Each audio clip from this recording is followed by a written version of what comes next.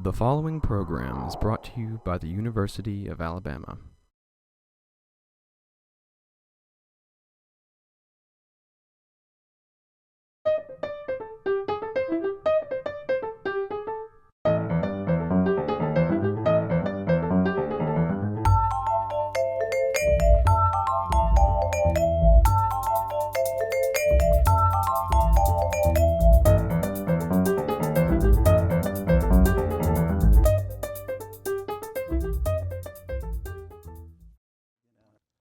When Margaret Wrinkle of Birmingham, who had already produced a documentary, Broken Ground, about racial strife in her hometown, learned that her ancestors had owned slaves, she needed to know more. Her extensive research finally took the shape of Wash, a powerful and troubling novel set on a cotton plantation in Tennessee in the 1820s. I spoke with Margaret Wrinkle at the studios of Alabama Public Television in Montgomery, Alabama. Margaret, it's good to see you. Good to see you. I understand that you and I chatted at Writing Today Birmingham Southern, I a think. while back. What were the circumstances then? I'm having trouble remembering them.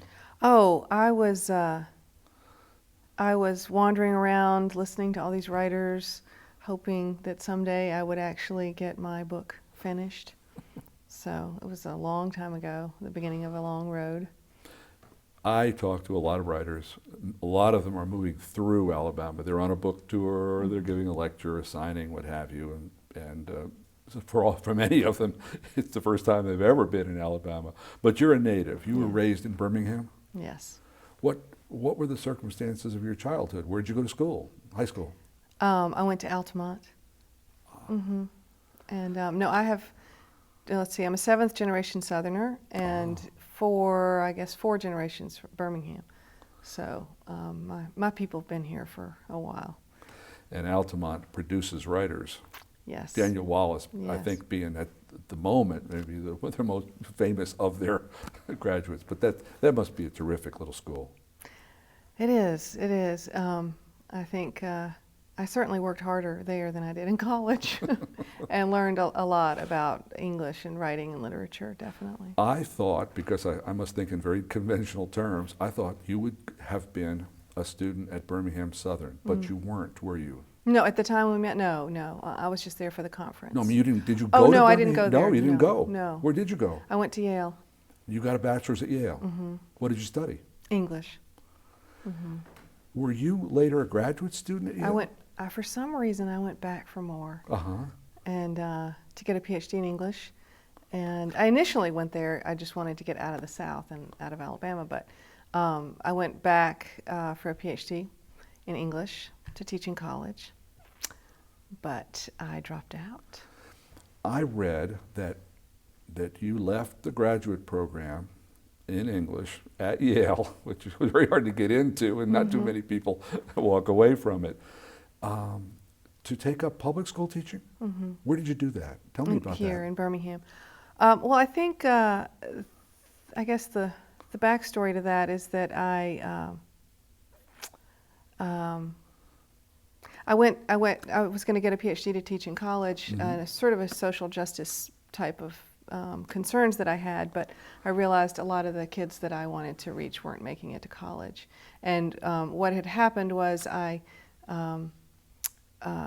left the South and the racial sort of confusion of the South, tried to leave it behind, but a lot of my earliest important relationships were with the black people who were being paid to take care of me.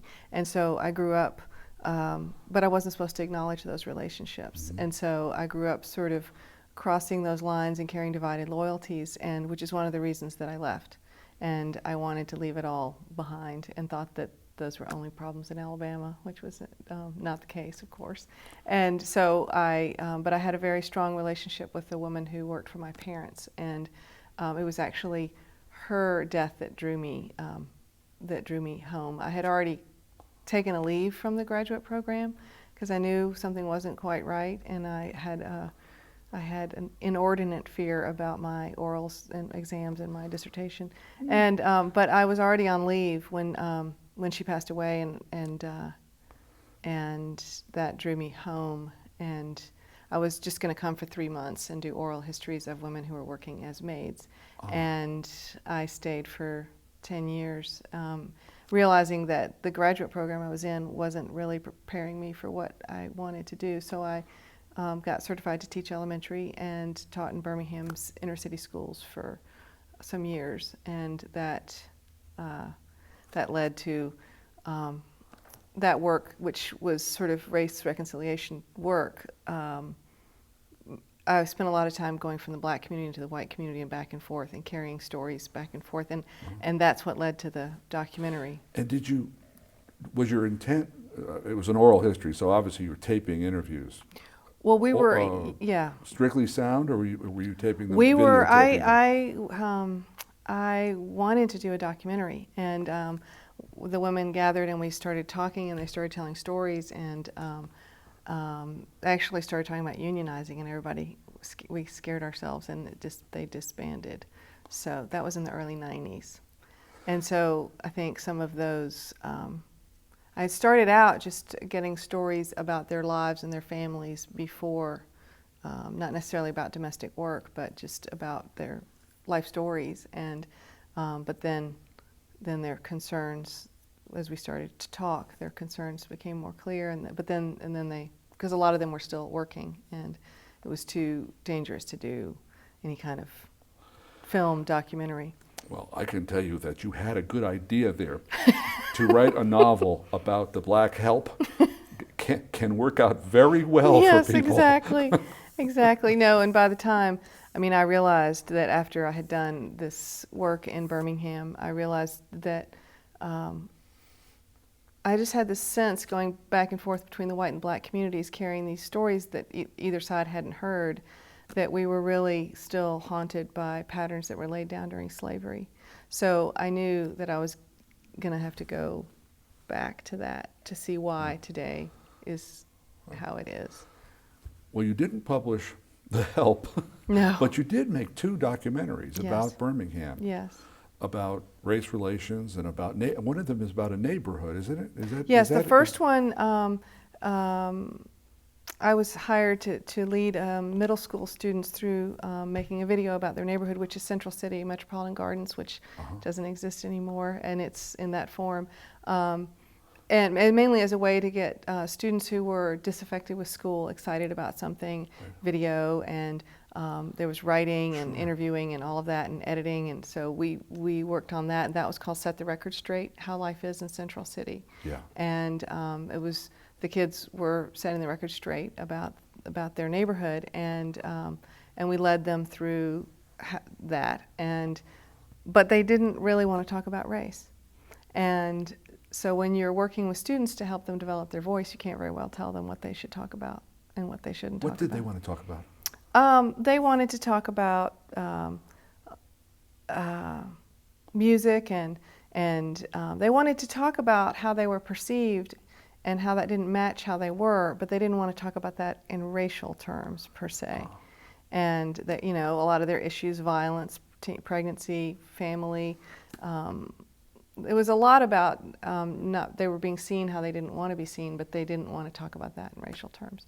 And so I didn't want to, I wanted them to talk about what they wanted to talk about. Sure. So Chris Lawson was working with me, and we just decided that when we were through with helping them make their movie, we would make our own movie about all the racial dynamics that weren't being talked about. And you did. And we did. And that was Broken Ground.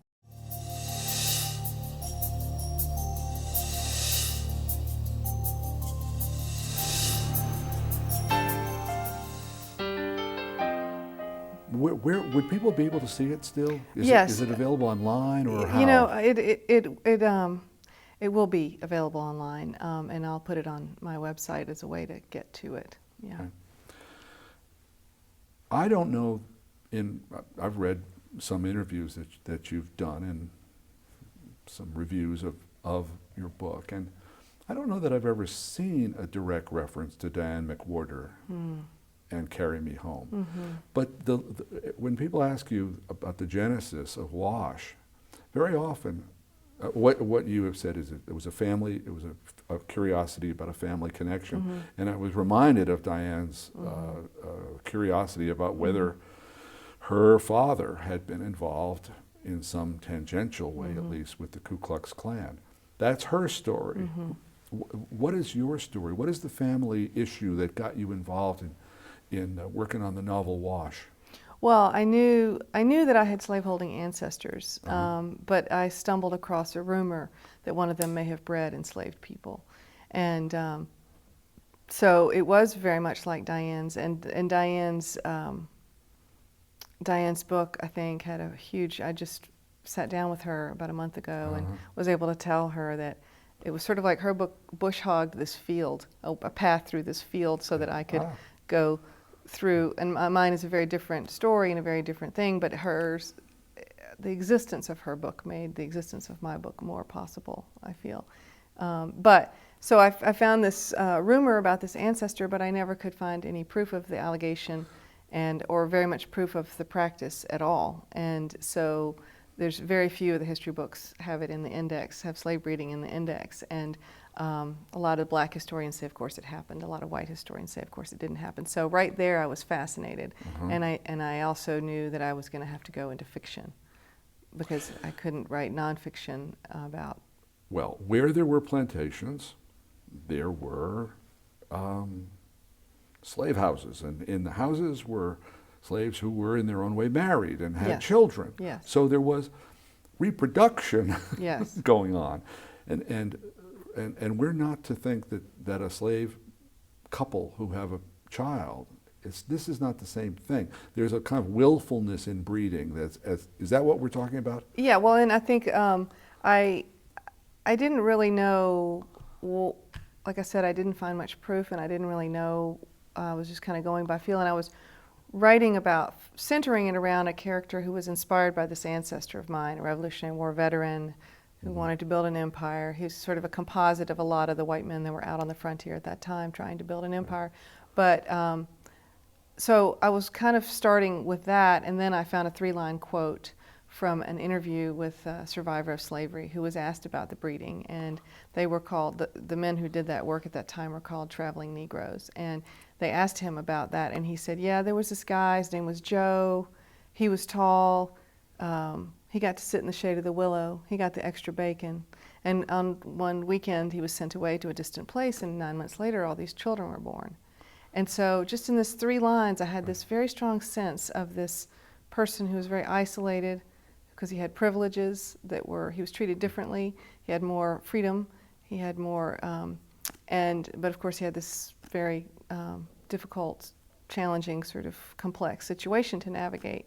But right after I found that quote, I started thinking about a man in that situation, and Wash's voice just emerged, and it was so clear, and he was so psychologically sophisticated that I knew that he was raised by someone incredible to be able to navigate all that the way that he did. And then I had to find out who raised him and how did that happen. But the first 4 pages of Wash talking really set the template for the whole thing. Well, he is he's not an Einstein exactly, but he is a bright, extremely attractive, fit, obviously handsome man. And Richardson needs the money. And I think there are so many ways to go about this, but let's talk about Richardson for a minute. He is, by the way, or even let me back up one step. Because your ancestor was a Revolutionary War veteran, Richardson goes there and the War of 1812. And then you set this novel, in the 1820s, in the middle of Tennessee. Why there? Is that a family place? Well, I did a lot of research traveling around to different, because the historical record with slavery is so limited, because I realized, because of the Southern collection in the Birmingham Public Library, you can read the writing about history by decade from the 1850s all the way up, and you can see the bias shift with the bias of the writer. And so I knew after even the most cursory read that I was not going to be able to rely completely on the written evidence. And so I went around to a lot of these places, both museums, operating as museums, but also abandoned places. And I just had a particular place outside Nashville that really spoke to me, but but the place in the book is a composite of, there's a barn in North Carolina that really spoke to me, and so, that's the beauty of fiction. You can make it how you, but it's also interesting, that time period, there was a window after the Revolutionary War when a lot of the founding fathers hoped that they had sort of dealt slavery a death blow and that it would be dying out. And obviously a lot of the people who fought in that understood the irony of wanting freedom from England, yet having slaves. And Richardson was one of those people who went west to get away from slavery. But what's interesting about that place and that time is that it's before a lot of the rebellions, before abolition really kicked in. And there's still a frontier, and then there's all these settlers moving into the Louisiana Territory. Right. So the pressure to expand slavery west. So it was just a very, and also at a time, that 1819 had the panic and the price of crops and all that went down. So it was just a way to have all these forces come together that would make it this option viable. It is interesting, isn't it? It's an economic flow and a historical flow, and the possibility that you could still discuss the end of slavery in the 1820s, and you could actually for another 15 or 20 years. Right, and the closing of the trade in 1808, and the land wearing out in Virginia and all that put all this pressure. Everybody goes west. Something that you take up in the novel, especially, I mean, it has to do with healing, it has to do with religion, it has to do with midwifery, it has to do with almost not quite voodoo, but hexes and potions and so on, is this transfer of African culture, African belief systems through the Middle Passage into the middle of Tennessee. It's true, yes, this happened? Well, yes, and I think that when I started doing research and I started learning about all this traditional African, and then I realized I know that, and I know that, and I know that from growing up in the South, and the South is of course half African, and when you think about it. Sure. And I also felt like the people, like Wash's mother was just out of her teens when she stepped off that boat. Yeah. And you don't, the sort of prevailing thought is they were stripped of everything, they were stripped of their culture. When you're 18 or 19, you've got all that. You know all that you grew up with. And I think people stepped off with more than we think that they carried. And of course they carried that, and they wanted to share that. She was determined to give that legacy to Wash. And so there's a lot more of that here, especially in the South, than I think I felt like there was a lot more here. I think as time has passed over the last 40 or 50 years, one reads more and more that the oral culture did save more than we thought it did. We thought at one point, if we were having this discussion in 1960, we might agree that almost everything was lost, if not lost at sea, lost over the next 100 years. I'm interested specifically intrigued by the inner place that Wash can go, and that Wash's what shall we call her? Lover, girlfriend. Well, girlfriend sounds she's weak, kind right? of she's his partner. Mate, partner, sure. That inner place. How do you think about it? How do you envision it? Well, I think, gosh, there's so much to say about that. But I think that obviously when you have a situation of trauma, then the issue of healing arises. And I think Pallas was fortunate in that she had Phoebe to help her heal. And a lot of those traditional African ways are similar to a lot of traditional indigenous healing ceremony. And so she was fortunate enough to have Phoebe and to be healed by Phoebe, but also to hold on to that healing. And then with Wash, he's sort of struggling with whether or not he's going to keep the healing that he received from his mother, whether he's, what he's going to do with that. But I mean, what I tried to do with the book was really sort of integrate what came from traditional African spirituality with what the white people brought, because I think the Southern culture is a combination of those two things, and they're two very different ways of seeing the world. And it's kind of like when you asked before about what was lost, the traditional African thought in that paradigm, the past isn't the past, and everything that ever happened is always here, and the ancestors seek a reciprocal relationship with the living. And so I just felt a lot of what I'd read about slavery viewed the enslaved people and Africa through a Western paradigm.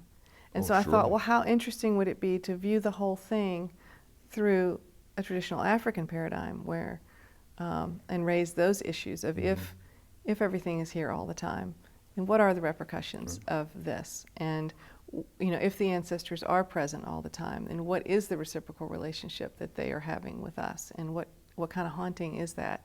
Yeah. I like it under enormous trauma, enormous stress. The confluence in your novel creates something like Zen. It creates for these characters who can manage it, Palace and Wash learns, an ability to do more than meditate, to sort of disappear, go inside, transcend. Yeah. Richardson is interesting. He is a person who had not read too many Southern novels, but who might have read, Uncle Tom's Cabin. Thinks often of the Simon Legree variety of planter or slave owner, or in Simon Legree's actual case, a slave driver. Richardson is a virtuous and conflicted man. He doesn't like having slaves, does he? Well, I think he likes the wealth that slaves might bring him, but he doesn't. He's very frustrated by the complications, as he said. It's. Of course, there's no end to it. It's complicated, and there's no end to it, of trying to manage and control people who don't want to be managed and controlled. Right. I mean, I think that's what has not really been acknowledged in a lot of the things that I had read, is just how difficult it is to be in that position of trying to control people who don't want to be controlled. And Eli Thompson, that just this sense he talked about. When I was growing up, we always had this sense something was going to happen. We didn't know what, and how to navigate that sort of slippery slope of. The real terrors on the plantation come after little slave revolts in Charleston, and then again with Nat Turner later, and so on, where everybody realizes that on any given night at 2 o'clock in the morning, there are 40 slaves and 7 people in the family, or however the numbers work. The way out. the numbers work, right. So it becomes a kind of, who's the prisoner here? Who's afraid all the time? This is a digression in your book. Well, no, that's not fair. It's a small part of your book. Richardson wants to develop Memphis. He wants to invent what we now know as Memphis. So he's bought Chickasaw Bluffs, and he's trying to sell lots. His son, he sent his son out there. Did somebody try to develop Memphis? Yes, that actually was a piece from an ancestor of mine, but that some of these men also got the commission to draw the Indian line, the boundary between the U.S. territory and Indian territory. And a lot of this research, you see what's kind of written between the lines, because they didn't write. But obviously, these surveyors were trying to get the line so that Memphis would land on their side, not the Indian side. And then, of course, a lot of these men that fought in the Revolutionary War, the country was out of money, and so paid them with land grants. And a lot of those soldiers couldn't go west, and so, of course, the savvy ones bought up all that and came out and got the land grants and then controlled the survey. I'm fascinated by sort of the fine families, how they got to be the fine the first families, and it's from wrangling. There's always something, isn't there? And Richardson's father's very specific about exactly how you amass all this stuff. Well, it was George Washington, wasn't it? I mean, George Washington was a surveyor, and surveyors know hands-on where the best land is. And then when they're land speculators as well, That's right. And the tax collector, and so, but he did, and of course Memphis was a community for hundreds of years before this, but they wanted to develop it, and I think their development plans were met with mixed feelings. Mixed feelings and no great success in the course of your Exactly. novel, although it'd be nice to own Memphis now, but Right. it's too late. I understand that, I would bet that down the road you will write more novels, but for the time being, you want to use this novel to promote discussion of certain kinds. Well, how is that? And everybody does ask me, what's next, and Yeah. I do have, projects in the pipeline, Of a course. couple of other documentaries I'm interested in, and there's no shortage of Southern stories to tell, but I do feel like this book was a long time in the making and bringing together very different perspectives and putting them on equal footing. And so what I have seen so far in the short period of time that I've been taking the book out is that people do seem to want to have a conversation about race in America and the way that slavery impacted it and continues to affect our current racial dilemmas. And I think people want to have that conversation, but they don't always have a place and they don't always have the right catalyst. And so I've been trying to create neutral turf where blacks and whites can come together and if there's unequal footing and have this conversation, allow this conversation to continue because we've got a long way to go. Do you think in a kind of public discussion that this book can serve as a catalyst for the conversation on race in America? That's my hope. I mean, that's I don't want to be grandiose, but I do think that having Richardson speak his piece and Right. Wash speak his piece and Yes. Pallas speak her piece, all in the same space, is a way to start that. I think that could work. It's a conversation that needs to be held, and this may give people the kind of freedom, in a sense, to triangulate and talk about the book and at the same time talk about the issue. Well, we're out of time, but I've certainly enjoyed this chat. Margaret, thank you for coming in. Thank you for having me.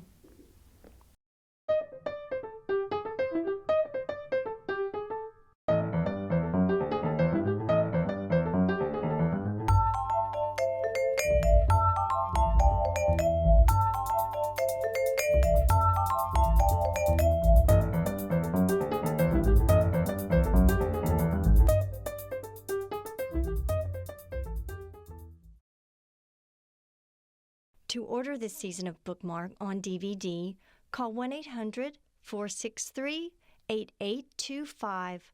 Additional information can be found on our website at www.alabamatv.org.